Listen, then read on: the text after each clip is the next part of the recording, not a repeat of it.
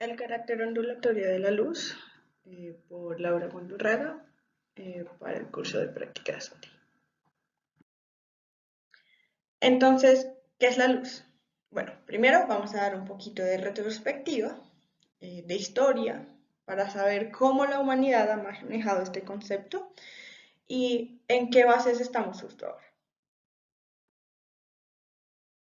Entonces, lo primero es que a la humanidad le interesa cómo producir y cómo manejar antes de saber qué es. Entonces, hace 400.000 años, los neandertales descubrieron el fuego. Entonces, básicamente tenían como un sol en sus manos, con lo cual se daban protección, iluminación y calor. Hace unos 13.000 años empezaron a utilizar lámparas de aceite. Esto quería decir que podían transportar ese fuego que descubrieron a otros sitios, pudiendo descubrir y explorar con mayor facilidad. Adicionalmente, esto les brindaba la oportunidad de poder llevarlo y crear fuegos en diferentes zonas para así mantener el calor para pues esta sociedad que se tenía. Luego en Roma se crearon las lámparas con reservorio. Esto quería decir que ya no tenías que iniciarla cada vez que querías fuego, sino que simplemente prendías una mecha y esta tenía una reserva de aceite para que siguiera prendida por mucho más tiempo. Hace 2600 años se inventaron las velas y estos fueron un hit en palacios, en cuartos, en habitaciones. Sin embargo, seguíamos utilizando fuego como fuente principal de iluminación, calor y pues para cocinar nuestros alimentos. Posteriormente, de 1000 a 1800 se hicieron pocos avances y solo se modificó lo que se tenía, o sea, se modificaron las lámparas. Entonces se descubrieron materiales como el gas y el queroseno para que las lámparas duraran mucho más tiempo. Sin embargo, aún no teníamos idea de lo que era corriente hasta cerca de los inicios de 1800, donde se empezó a trabajar con el electromagnetismo. Posteriormente, en 1879, se hizo la bombilla eléctrica y de aquí todo fue en su vida, o sea, todos los inventos ya no pasaban cada 1000 años, sino que pasaban cada 10, 5. Eso hizo que el crecimiento exponencial en lo que utilizábamos la luz se disparara. Entonces, Thomas Edison, al crear la bombilla eléctrica de corriente alterna, revolucionó lo que conocíamos como iluminación. Posteriormente, en 1898, se crearon las luces de neón y posteriormente, ahora en la actualidad, tenemos fibra óptica, lectores de barra, DVDs, CDs, cámaras, entre otros. Entonces, para que, lo que nos interesa justo ahora, que es la luz, es importante resaltar que al mismo tiempo que pasaban estas invenciones respecto a la iluminación o la luz en general, se estaban haciendo otros avances importantes en la ciencia, como lo fue las ondas electromagnéticas de Maxwell, la teoría electromagnética de Faraday y la existencia de electrones de Thomson. Finalmente, hace unos 400 años, Isaac Newton desarrolló su teoría corpuscular de la luz, en donde se explicaba un poco el comportamiento que éste tenía y qué era, dado que la fuente luminosa creaba cuerpos y estos cuerpos se movían en trayectorias rectas.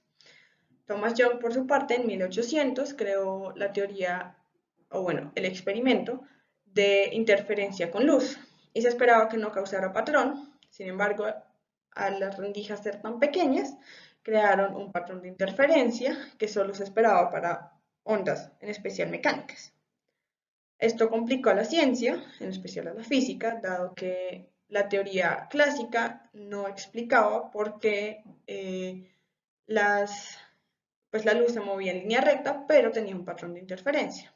Con esto llegó Albert Einstein y desarrolló el efecto fotoeléctrico, en donde se explicó que la luz, la energía de la luz, estaba cuantificada. Entonces, la gran conclusión de la teoría de Einstein fue que la luz exhibe ambas características, onda y partícula, pero simultáneamente. Esto quiere decir que todo rayo de luz actúa tanto como onda como partícula al mismo tiempo.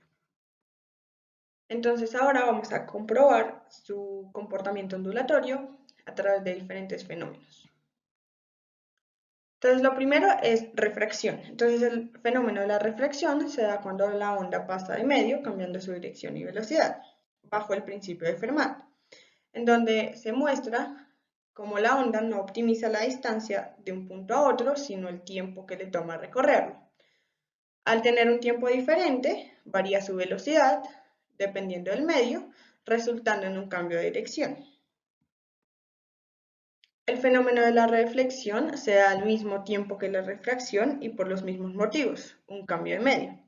Sin embargo, el caso específico en donde solo se refleja la luz se da cuando el ángulo incidente es mayor al crítico. Esto quiere decir que la ley de Snell da 1 para un ángulo menor a 90 grados y solo puede suceder si el índice de refracción del segundo material es menor al índice del primero. El ejemplo más común para este tipo de fenómenos es el de una rendija, en donde ésta actúa como segunda fuente.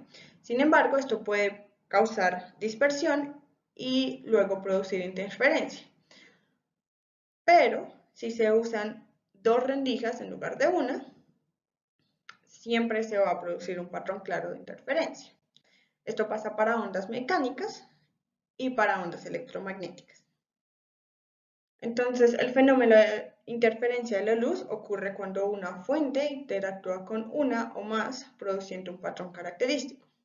Entonces, en este fenómeno se causa una superposición de las ondas, en donde la onda resultante depende de las características iniciales, como su amplitud, frecuencia y longitud de onda, además de la fase que se tiene entre ellas.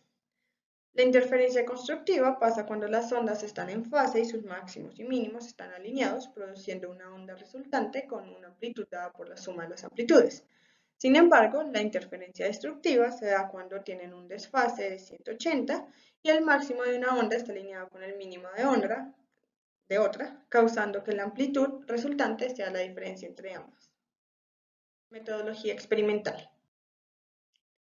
Entonces, primero se hicieron simulaciones en FET para refracción y reflexión en Bending Light con la subcategoría Introduction, utilizando un rayo como fuente y con materiales con un índice de refracción de 1.50 para el vidrio, 1.33 para el agua y 1.13 para la gelatina.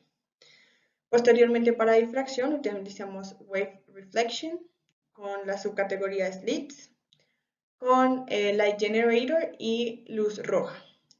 Finalmente se dejó la configuración predeterminada para la distancia entre las rendijas y el tamaño de las mismas.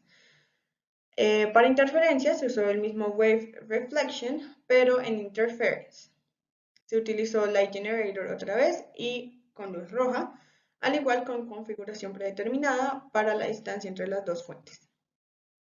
Entonces los materiales que se utilizaron fueron gelatina sin sabor, agua, un vaso de vidrio, un láser rojo, una regla, un transportador, una llave inglesa y un espejo. Entonces, los procedimientos. Para refracción y reflexión hay que poner el transportador sobre la cartulina y posteriormente el vaso sobre el transportador. Se deben apagar las luces, se debe apuntar el láser a la base del vaso o donde se crea que hay mayor cantidad de material. Posteriormente se incide el láser a un ángulo de 30. Se registra la dirección de los rayos proyectados sobre la cartulina blanca y se repite para 70 grados. Luego hay que repetir el procedimiento con los materiales gelatina y agua. Para reflexión ponemos el espejo encima de la cartulina, se apagan las luces, se apunta el láser al espejo con un ángulo deseado y se registra el rayo que llegó a la pantalla posterior. Luego se aumenta y se reduce el ángulo de incidencia hasta que se forma una columna.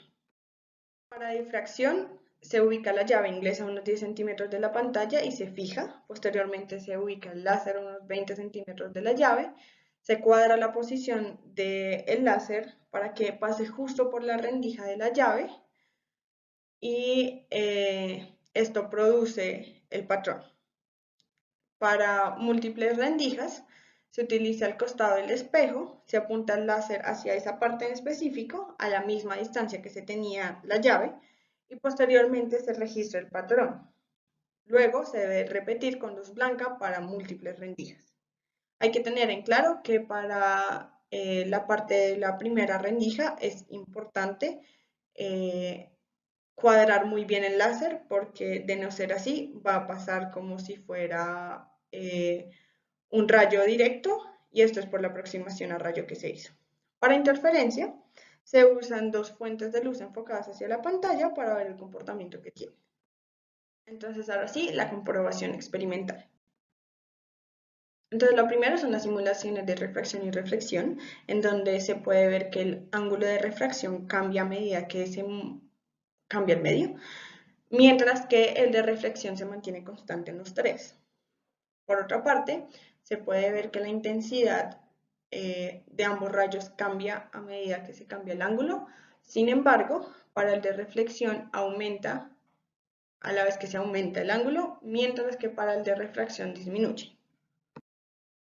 En cuanto a la experimentación, se puede ver que cuando se trabaja a ángulos de 70, sí se puede ver tanto el ángulo reflejado como el ángulo refractado. Sin embargo, trabajando a 30 grados únicamente para los tres materiales se ve el refractado y esto es porque la intensidad es muy baja para que se pueda ver al ojo humano.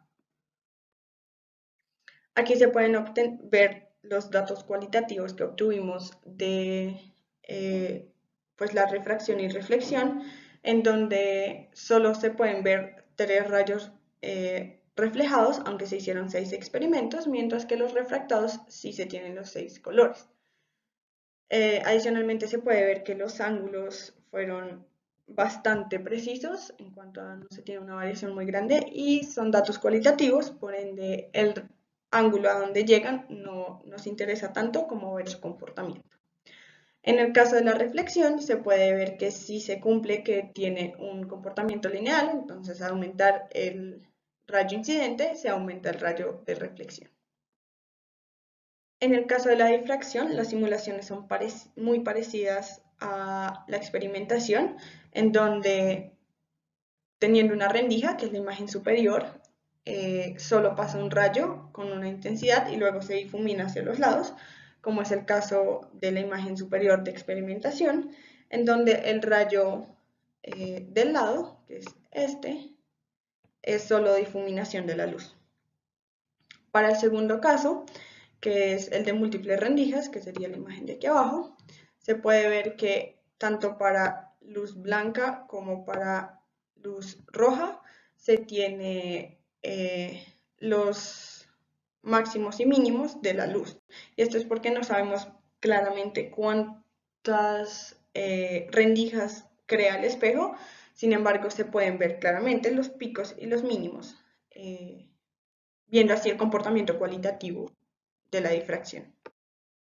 Finalmente, para interferencia se hizo una secuencia en donde aquí tenemos las dos fuentes prendidas y crean el patrón de difracción y el de interferencia.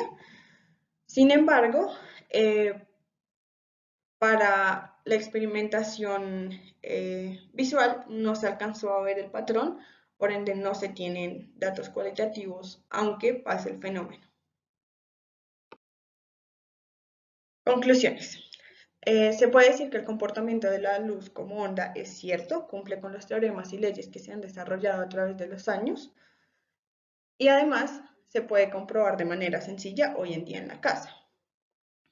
Adicionalmente, su comportamiento como partícula se puede explicar desde las trayectorias lineales al asumir rayos idealizados. Se debe tener en cuenta que para los científicos llegar a esta conclusión no fue como para nosotros. Fue un camino largo de muchos años con respuestas no triviales, involucrando a muchas personas, sus conocimientos y aportes, requiriendo avances tecnológicos y científicos que sin ellos no se hubiera podido desarrollar la teoría o su experimentación. Finalmente, se debe tener en cuenta que si bien las simulaciones sirven como guía, marco de referencia y contexto de diferentes conceptos y fenómenos, no, ellos consideran supuestos idealizados que son difíciles de recrear en experimentación sin condiciones ideales en laboratorios o parecidos, haciendo que sea complicado tener una comparación cuantitativa de los resultados y que por esto se decidió que fuera una experimentación cualitativa. Muchas gracias.